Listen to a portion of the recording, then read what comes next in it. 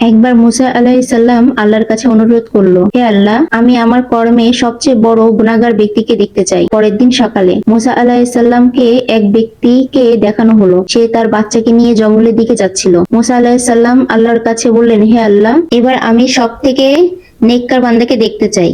কিন্তু সন্ধ্যার সময় আবারও সেই সকালের সবচেয়ে গুনাহগার ব্যক্তিটাকেই দেখানো হলো।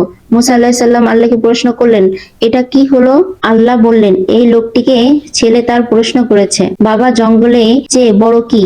বাবা বলল, পাহাড়। ছেলে বলল, বাবা, পাহাড়ের থেকে বড় কি? বাবা বলল, আসমান। ছেলে বলল, আসমানের চেয়ে বড় কি? বাবা কেঁদে দিয়ে বললেন, তোর বাবার গুনাহ। ছেলে বলল, গুনার চেয়ে বড় কি? বাবা খুশি হয়ে বলল, আমার আল্লাহর রহমত আর ক্ষমা। আল্লাহ তাআলা ইজ্জতের সাথে বললেন, হে মুসা, ওই ব্যক্তির অনুশোচনা এবং আমার প্রতি অগাধ বিশ্বাসে আমি এতই খুশি হয়েছি যে তাকে সবচেয়ে গুনাহগার বান্দা থেকে সবচেয়ে নেককার বান্দা বানিয়ে দিয়েছি। সুবহানাল্লাহ।